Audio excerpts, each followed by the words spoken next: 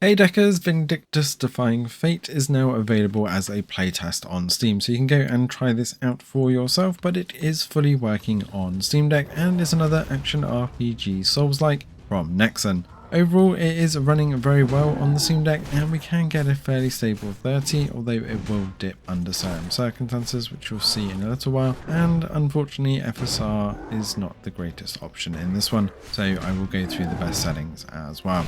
It does take a fair amount of getting used to in the combat, as with most Souls-like, but can be a very big combination of frustration and satisfaction when you do finally beat that boss. Now, this does seem to be almost some kind of crossover between Elden Ring and some other Souls-like, where we have our rest areas. Although there isn't much of an RPG element in this playtest, I think this is more around gameplay stability and graphics, as there is very little to actually do beyond fight monsters. Graphics wise, I have tried a various amount of different settings, but I do keep coming back to medium with TSR on balance, and you'll see just how ghosting and blurriness the FSR brings into this, even more so over the TSR. Especially when we start breaking barrels, the back of the character really just goes so blurry in that fast motion.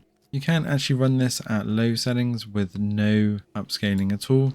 Although things do look a little bit over bright, the character model doesn't quite look as nice. Definitely seems to feel a bit more stable, but when we go into battles again and when we start hitting around things, we notice a little bit of input latency and it does regularly dip under the 30 frames per second. So although it looks okay in this area, it's not when we're in the gameplay.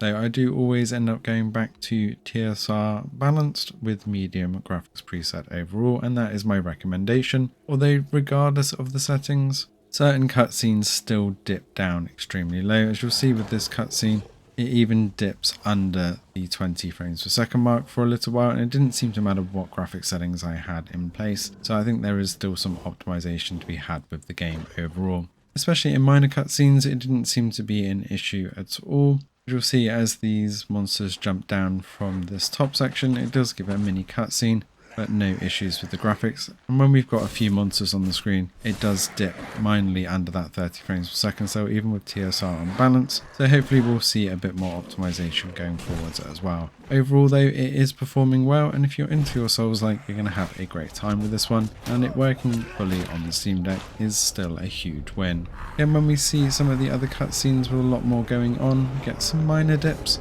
under that 30 frames per second mark again, and with lots of monsters, it's still performing fairly well. Hopefully with some more optimization after the playtest, this will be a much more stable experience on the Steam Deck, but it's certainly looking promising so far. Let us know in the comments below if you're going to be diving into Vindictus Defying Fate, or whether you'll be playing something else. Thanks for watching, and see you in the next one.